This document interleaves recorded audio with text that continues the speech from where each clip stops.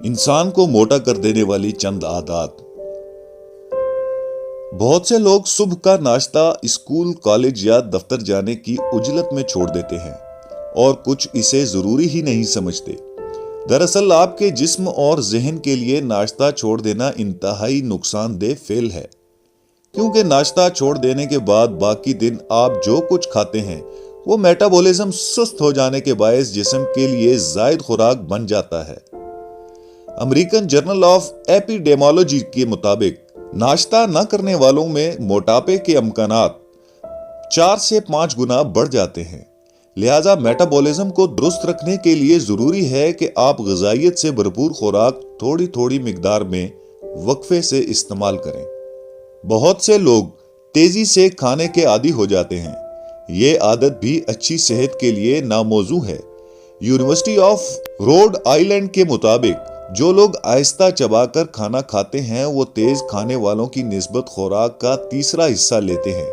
ہمارا معدہ سیر ہو جانے کا پیغام دماغ تک پہنچنے میں تقریباً 20 منٹ لگاتا ہے۔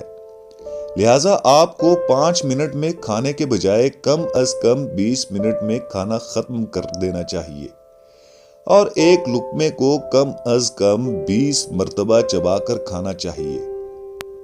خوراک کو چھوٹے لقموں میں چبا کر کھانا لطف دیتا ہے اور زیادہ وقت لیتا ہے، جس سے آپ کی بھوک بھی سیر ہو جاتی ہے۔ American journal of clinical nutrition کے مطابق جو لوگ بڑے لقموں میں کھاتے ہیں وہ چھوٹے لقموں میں دیر تک چبانے والوں کی نسبت 52% زیادہ کیلوریز حاصل کرتے ہیں۔ ٹیلی ویژن یا موبائل فون استعمال کرنے والوں کی اکثریت کی توجہ کسی بھی دوسری چیز بشمول کھانے کی طرف کم ہو جاتی ہے۔ یونیورسٹی آف برمنگھم کے محققین کا کہنا ہے کہ ایسے لوگ جن کی توجہ کھانے پر نہیں تھی وہ پوری توجہ سے کھانا کھانے والوں کی نسبت 5 سے 10 گنا زیادہ مقدار میں اسنیکس وغیرہ کھا گئے۔ یہاں تک کہ ان میں اکثر کو یہ بھی یاد نہیں تھا کہ انہوں نے کیا کھایا۔ کم چکنائی والی خوراک جس پر لو فیٹ فوڈ یا فیٹ فری کا لیبل لگا ہوتا ہے، ایسی خوراک بظاہر آپ کو کم کیلوریز کی وجہ سے مناسب لگتی ہے، مگر دراصل اس میں چکنائی کا نشاستہ یا دوسرے کیمیکلز میں تبدیل کر دیا جاتا ہے جو کہ چکنائی سے زیادہ نقصان دہ ہے۔ ایسی خوراک جلد ہضم ہو جاتی ہے اور بھوک بھی جلد لگ جاتی ہے، جس سے آپ خوراک زیادہ یا بار بار کھاتے ہیں۔ The New England Journal of Medicine کی تحقیق کے مطابق اگر آپ کے دوست یا زوج پیٹو ہیں تو آپ میں موٹاپے کے امکانات 57% بڑھ جاتے ہیں۔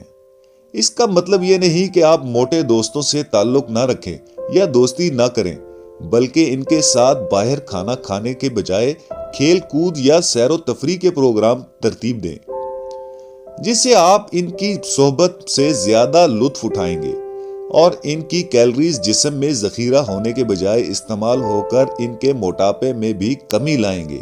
جنک فوڈ اور کوک جیسے مشروبات کا بکثرت استعمال بھی وزن میں اضافے اور موٹاپے کا باعث بن جاتا ہے۔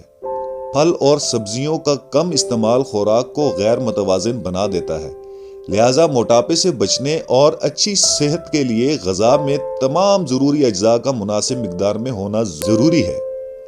اپنے وزن کو وقتاً فوقتاً چیک کرتے رہنا اور خوراک پر تھوڑی سی توجہ دینا، ہلکی پھلکی ورزش، چہل قدمی اور بھوک رکھ کر کھانا کھانے سے آپ موٹاپے جیسے مرض سے محفوظ رہ سکتے ہیں۔